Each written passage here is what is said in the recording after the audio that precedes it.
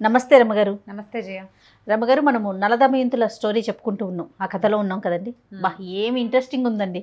ఇప్పుడు దమయంతి స్వయంవరం అని ఋతుపర్ణుడికి ఉత్తరం పంపించి, అవును, ఆయన ఒక్క రోజులో వచ్చేద్దామనుకున్నాడు. నలుడు ఆయన్ని తీసుకొచ్చేసాడు. అయితే మధ్యదారిలోనే ఆయనలోంచి నలుడిలోంచి కలి పురుషుడు బయటికి వెళ్ళిపోయాడు. అయితే ఈ నలుడు వస్తూ ఉంటే ఆయన రథపు చప్పుడు ప్రత్యేకంగా ఉంటుంది. ఆయన ఏ రథం నడిపినా సరే ఆ రథం బయట ఊళ్ళోకి వస్తుంటే ఆ శబ్దానికి మొట్టమొదట పిల్లల్ని ఇచ్చి పంపించేసింది దమయంతిదేవి. వార్ష్ణేయుడు తీసుకొచ్చాడు, పిల్లల్ని తెచ్చి ఇక్కడ వదిలిపెట్టాడు. ఎక్కడ? విదర్భ రాజ్యంలో దమయంతి పుట్టింట్లో పిల్లల్ని వదిలిపెట్టాడు. గుర్రాలు అక్కడే వదిలిపెట్టేశాడు. తను తెచ్చిన రథాన్ని వదిలిపెట్టేశాడు.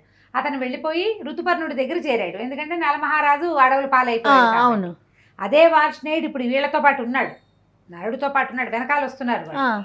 అయితే ఈ గుర్రం చప్పుడు, ఈ రథపు చప్పుడు వినంగానే ఆ గుర్రాలు రెండు లోపల ఇంట్లో ఉన్నాయి. ఈ విదర్భ రాజ్యంలో పడుకున్న 4 గుర్రాలు ఒక్కసారి లేచి నిలబడ్డాయి.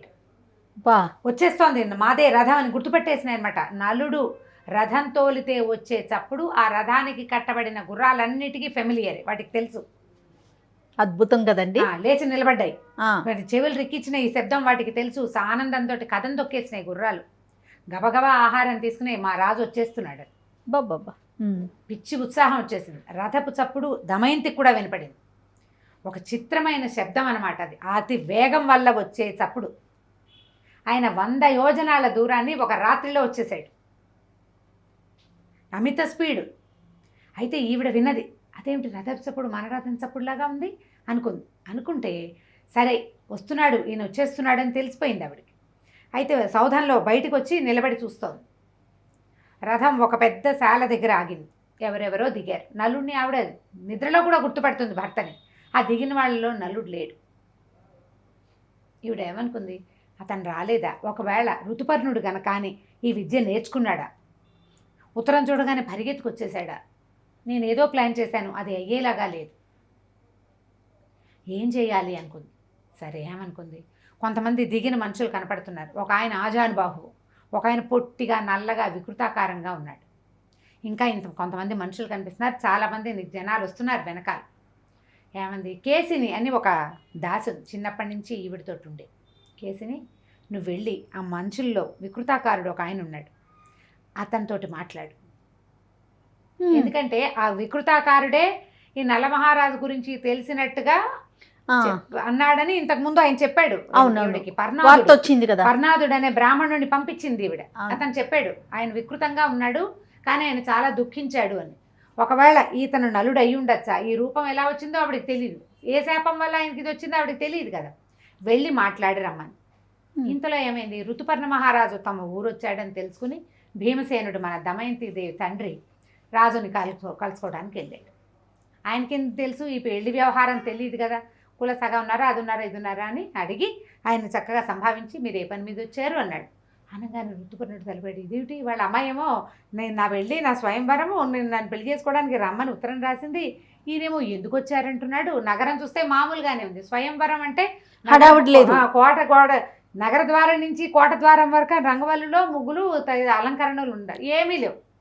సాదాసీదాగా ఉంది. రాజమందిరం కూడా అలంకరించలేదు.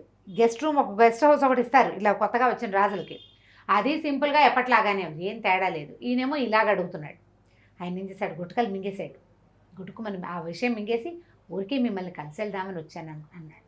అనేసరికి ఈయనకి భీమసేనుడికి ఆశ్చర్యం వేసింది. నన్ను కలవటానికి 100 యోజనాలు ప్రయాణం చేసి వస్తాడా? ఏదో ఉంది విషయం. ఈ 4 రోజులు కొద్ది రోజులు ఉండండి, విశ్రాంతి తీసుకోండి అని చెప్పి మళ్ళీ కలుసుకుందాం అని చెప్పి వచ్చేసాడు. వచ్చి ఎందుకు వచ్చి ఉంటాడు ఈయన అర్థం కాలేదు. సరే ఇంతలో ఏమైంది, ఈ కేసిని వస్తే ఇప్పుడు ఈ మన ఋతుపర్ణుడు భీమసేన మహారాజు కలిసి మాట్లాడుకుంటున్నప్పుడు ఈయన లేడు అక్కడ, బాహుకుడు లేడు. బాహుకుడు ఈ వార్ష్ణేయుడు వాళ్ళతో కలిసి ఆ గుర్రాల సంరక్షణ దగ్గరికి వెళ్ళిపోయాడు. రథం వేసుకొచ్చారా, వెనకాల బోళ్ళు గుర్రాలు వాళ్ళు వచ్చారా, వచ్చిన వాళ్ళందరికీ గుర్రాలకు తిండి తిప్పలు చూసుకోవడం కోసం తన గుర్రాల సేవే కదా ఆయన చేస్తున్నాడు. వాటి దగ్గర ఉండిపోయాడు, గుర్రపు శాలలో ఉన్నాడు. సరే అక్కడికి వెళ్ళింది కేసిని. వెళ్తే ఆయన కనపడ్డప్పుడు ఏమంటే మీరు నలమహారాజు దగ్గర పనిచేశానని అన్నారట. నలమహారాజు ఎట్లా ఉన్నాడు? ఎక్కడున్నాడో తెలుసా మీకు అని అడిగింది. ఆయన కొంచెం కళ్ళ నీళ్ళు పెట్టుకుని, ఏం చేస్తామమ్మా, నలమహారాజుకు చాలా కష్టం వచ్చింది, మరి ఆకలితో పక్షులు మోసం చేసినాయి, ఆకలితో పక్షులను సమీపిస్తే పక్షులు మోసం చేసి వస్త్రం తీసుకెళ్ళిపోయినాయి, ఆయనకి దిక్కుతోసని స్థితిలో ఎక్కడికి వెళ్ళిపోయాడో, ఏనాటికి అతనికి మళ్ళీ రాజ్యప్రాప్తి కలుగుతుందో, ఎప్పుడు ప్రజలు కంటపడతాడో తెలీదు అని కొంచెం కామ్గా నిశ్శబ్దంగా ఉన్నాడు. కానీ అట్లా మాట్లాడుతుండే ఆయన కంట్లో నుంచి నీళ్ళు వస్తుంది. ఈవిడికి అర్థం కాల. ఈవిడికి తెలుసు ఈ కేసునికి దమయంతి పెళ్లికి పక్క నుండి దండ అందించింది ఆవిడే. ఆయన ఇంత సమున్నతాకారుడు, తెల్లటి తెలుపు, మంచి బాహుబలం కలిగినవాడు, పెద్ద పర్సనాలిటీ, పెద్ద ఉంగరాల జుట్టు, మనిషి ముక్కు మొహం అసలు హీరోలాగా ఉండే రూపం. ఈయన చూస్తే పొట్టివాడు, కూరచ్చగా ఉన్నాడు. కానీ కంట్లో ఏదో కనపడుతోంది, అదేమిటో ఈవిడికి తెలియట్లేదు. ఆ కళ్ళల్లో మాత్రం ఏదో ఒక భావం ఉంది. ఈవిడికి కొంచెం మరి 2-3 ప్రశ్నలు ప్రశ్నిస్తే, నాకు ఇంకా మిగిలిన వివరాలు నాకేం తెలుస్తాయి మా, ఆయన ఏనాటికి ఆయనకి ప్రాప్తం వస్తుందో అన్నాడు. అనేసరికల్లా ఈవిడ వెళ్ళిపోయి, అమ్మ ఆ బాహుకుడు నల్లుడు గురించి వార్ష్ణేయుడు కూడా మాట్లాడాడు నలమహారాజు గురించి. మన ప్రభువు ఇట్లా అయిపోయాడమ్మా, అలా అయిపోయాడమ్మా, వాడికి బాధే ఉంది కానీ వాడి కంట్లో దుఃఖం లేదు. అదే కాశ చెప్తున్నాడు, ఏంటో ఇట్లా అయిపోయింది జీవితం, ఇలా అయిపోయి అలా మాట్లాడుతున్నాడు. ఈయన్ని మాట్లాడుతుంటే మాత్రం ఆ భార్యను తలుచుకుని బాధ, దమయంతి దేవి మీద దుఃఖం, అవన్నీ కనిపిస్తున్నాయి. అనేసరికల్లా ఈవిడేమంది, ఈసారి వెళ్ళి ఆయన పరిశీలించు, అతని ప్రవర్తనలో ఏమైనా డిఫరెన్సెస్ ఉన్నాయా, ఏదైనా ప్రత్యేకత ఉందా చూడమంది. ఈ కేసుని మళ్ళీ వెళ్ళింది. అక్కడికి వెళ్ళి చూసి ఒక అరగంట అయ్యాక పరిగెత్తుకొచ్చింది. అమ్మ భలే విచిత్రంగా ఉందమ్మా, ఆయన ఏదైనా అనుకుంటే అక్కడ పని అయిపోతుంది. ఆయన ఒక తలుపులోంచి వెళ్తున్నాడు, అది పొట్టి తలుపు పెద్దదయ్యి ఆయనకి ద్వారం లోపలికి వెళ్ళనిస్తోంది. ఆయన్ని తగలకుండా ఉంటుంది.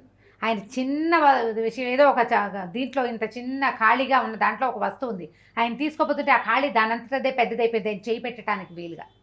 ఆయన 2 కుండలు పెట్టాడు గుర్రాలకి నీళ్ళ కోసం. కుండలు నీళ్లు అని అనుకోగానే నీళ్లతో నిండిపోతున్నాయి. ఆయన ఏ పక్కన నడిస్తే ఆ పక్కన గడ్డి దగదగలాడుతూ మెరుస్తోంది, ఆకుపచ్చదనం ఎక్కువైపోతోంది. ఆయన పువ్వులు నలిపినా పువ్వులు నలిగిపోవటాలు అవి మంచి వాసన వెదజల్లుతున్నాయమ్మా. అతను కదులుతూ ఉంటే ఏదో ఒక ప్రత్యేకత ఉంది. మనిషి చూస్తే వికారంగానే ఉన్నాడు, పొట్టి నలుపు, బిరుసుపోయిన జుట్టు బిరుసుగా ఉంది, వంకర చేతులు, వంకర దొడ్డి కాళ్ళు కూడా ఇట్లా వంకరగా ఉన్నాయి. కానీ అతని మూమెంట్స్లో ఏముందో తెలియదు, కానీ చుట్టూతా వాతావరణం అంతా చాలా అత్యద్భుతంగా కనపడుతోంది. అవి చక్రవర్తుల లక్షణాలు. ఆ కాలంలో ఇట్లా చెప్పేవాళ్ళు, పద్మిని జాతి స్త్రీ నడుస్తుంటే పువ్వుల గంధం వస్తుందిట, కమలాల వాసన, తామర పువ్వుల వాసన వస్తుంది, వాళ్ళ శ్వాసలో కూడా ఆ వాసన ఉంటుందని ఆ కాలంలో అట్లా చెప్పేవాళ్ళు. ఈయన భూమండలానికి చక్రవర్తి అవటం వల్ల ప్రకృతి పులకిస్తోంది. ఆయన ఏదనుకుంటే అది అయిపోతుంది. అబ్బా, ఎంత ప్రత్యేకంగా కనపడుతున్నాడు నమ్మ అనగానే ఈవిడికి తెలిసిపోయింది, భర్తే ఈయన ఖచ్చితంగా. అలాంటిది ఇంక ఎవరి దగ్గర అది ఉండటానికి వీల్లేదు. ఖచ్చితంగా ఆయన నలుడే. కాకపోతే ఈ వికృత రూపంలో ఎందుకున్నాడు, అవునో కాదో తెలుసుకోవాలి ముందు. మనం ఏం చేసింది, పిల్లలిద్దరిని తీసుకెళ్ళమని పంపించింది. ఆ 2 పిల్లల్ని ఇంద్రసేనుడు, ఇంద్రసేన, అలాగే పేర్లు జ్ఞాపకం ఉన్నాయి, చాలా రోజులైంది. ఆ పేర్లు ఎక్కడ ఈ మధ్య చదివిన పుస్తకాల్లో పెద్దగా తెలియదు. పిల్లలిద్దరినీ తీసుకెళ్ళేసరికి ఆ పిల్లల్ని చూసేసరికి కావలిచ్చేసుకున్నాడు ఆయన. ఆ పిల్లల్ని కావలించుకున్నాడు. వాళ్ళు కూడా కొత్త మనిషి దగ్గరికి వెళ్ళమనలేదు, ఏమిటో ఏదో ఒక అవ్యక్తమైన సంతోషంతో పిల్లలు ఆయన దగ్గరికి వెళ్ళిపోయారు. పిల్లల్ని కావలించుకున్నాడు, బాగా సంతోషపడ్డాడు. ఆయన కంట్లోంచి నీళ్ళు వచ్చేస్తున్నాయి. ఆ దుఃఖం పట్టలేకుండా ఉండి, తీసుకెళ్ళిపోమ్మా పిల్లల్ని, ఎంతసేపు నా దగ్గరికి ఎందుకు వస్తావు కేసుని, నువ్వు ఏమైనా అనుకుంటారు, ఇట్లా రావద్దు నా దగ్గరికి, పదే రావద్దు, ఎలా జరగాలంటే అట్లా జరుగుతుంది, నేను ఏ పని మీద వచ్చానో ఆ పని అయ్యాక వెళ్ళిపోతాను, అనవసరమైన బాంధవ్యం నాతో పెట్టుకోవద్దమ్మా అని చెప్పేసరికి కేసుని పిల్లల్ని తీసుకెళ్ళిపోయి, అమ్మ 100% అతను నీ భర్తే. అసలు ఆ పిల్లల్ని ఎంతసేపు కావలించుకుని ఉండిపోయాడు. వార్ష్ణేయుడు పలకరించాడు పిల్లల్ని, చిన్నతనం నుంచి చూసిన పిల్లల్ని పలకరించేది వేరు, సొంత పిల్లల్ని కావలించుకునేది వేరు అనగానే ఈవిడేం చేసింది, దమయంతి వాళ్ళ అమ్మకి చెప్పింది. ఋతుపర్ణ మహారాజుతో పాటు వచ్చిన వాళ్ళలో ఒకడు నా భర్తని అనుమానంగా ఉంది, ఆ బాహుకుడు, ఆయన్నైనా పిలిపించు లేదా నన్నైనా పంపించు అక్కడికి. ఈవిడ అమ్మగారి సంరక్షణలో ఉంది, ఇష్టారాజ్యంగా చేయకూడదు. ఒకే ఒక్క పని చేసింది, ఈ ఉత్తరం రాసి పంపించింది అక్కడికి. అది కూడా వాళ్ళ అమ్మ అనుమతితోటే, నన్ను ప్రయత్నం చేసుకోనివ్వు అని అడిగి పంపించారు. మా ఇంట్లో ఉన్నావు, మాకు పరువు తక్కువ చేసామని వాళ్ళ అమ్మ అనకుండా ఉండేలాగానే చేసింది ఆవిడ. వాళ్ళ అమ్మని అడిగితే ఈవిడేం చేసింది, భీమసేన మహారాజుకు చెప్పింది. చెప్పి ఈ అమ్మాయి అతన్ని పరిశీలించాలనుకుంటుంది, మరి ఈ అమ్మాయి భర్త కోసం తప్పదు కదా, అక్కడి నుంచి పంపించారు. ఆ బాహుకుడిని ఒక అంతఃపురంలోకి రప్పించారు. ఈవిడే చూసింది, ఒకళ్ళనొకళ్ళు చూస్తున్నారు. ఈవిడ చూసేసరికి ఆవిడకి ఆయనకి విపరీతంగా దుఃఖం వచ్చేసరికి అమ్మాయి వెళ్ళి పాదాలు పట్టుకుంది, నువ్వు ఇట్లా ఎందుకు అయిపోయావు, నన్ను ఎందుకు వదిలిపెట్టి వెళ్ళిపోయావు, నేనేం తప్పు చేశాను, ఒక్కసారైనా నిన్ను మీరు నేను ప్రవర్తించానా, ఇట్లా వదిలిపెట్టి వెళ్ళిపోయావు నన్ను, నేను ఏ రకంగా ఇక్కడికి చేరాను, ఎంత కష్టపడ్డాను, నీతోనే ఉండుంటే ఎలాగ ఉండేదో అని బాగా అడిగింది. అడిగితే ఆయన ఏమన్నాడు, ఇంకా వేరే దారి లేదు నాకు, చెప్పేశారు.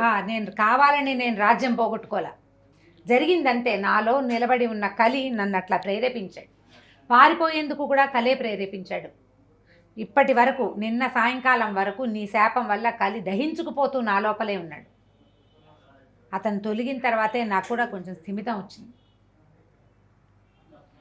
ఇంకొక వేరే దారి లేక నేను ఈ పని చేయవలసి వచ్చింది, నేను చేశాను సరే, ఇప్పుడు నువ్వు దేవతలను కూడా కాదని నన్ను వివాహం చేసుకున్న దానివి, మరి ఈయనకి ఉత్తరం ఎందుకు రాయించావు, ఋతుపర్ణుడి రెండో వివాహం ప్రస్తావన ఎందుకు వచ్చిందంటే ఆవిడ ఏం చెప్పిందంటే, నువ్వు అక్కడ ఉన్నావని నాకు తెలిసింది, ఇంకొక దారి లేక ఋతుపర్ణుడితో పాటు నువ్వే వస్తావని ఒక్క రోజులో వచ్చేందుకు వీలుగా ముందు రోజు ఉత్తరం పంపించాను నేను, అది తప్ప మనసా వాచా కర్మణ నిన్ను తప్ప రెండో వ్యక్తిని ఊహించలా, భావించలా, ఆలోచించలా, ఋతుపర్ణుడు వస్తే అతనితో పాటు తప్పకుండా రాత్రికి రాత్రి ప్రయాణం చేయగలిగే సత్తా ఉన్నవాడే రావాలి, కాబట్టి అది నువ్వే అవుతావని ఆ నమ్మకంతో చేశాను, కానీ నేను ఏది చేయలేదు, కావాలంటే నువ్వు సూర్యుడు, చంద్రుడు, అగ్ని, వీళ్ళు ముగ్గురే సాక్షి, వాయువు, సూర్యుడు వాయువు భూమి మీద సంచరిస్తూ ఉంటారు, మనకారకుడైన చంద్రుడు, వీళ్ళ ముగ్గురిని సాక్ష్యం అడుగు నువ్వు, అంటే వాయువు సంచారం ఉంటుంది, అట్లా తిరుగుతుంటుంది కదా మనకి గాలి, వాయుదేవుడు సాక్ష్యం చెప్పాడు, 3 సంవత్సరాలుగా ఈమె అత్యంత పాతివ్రత్యంతో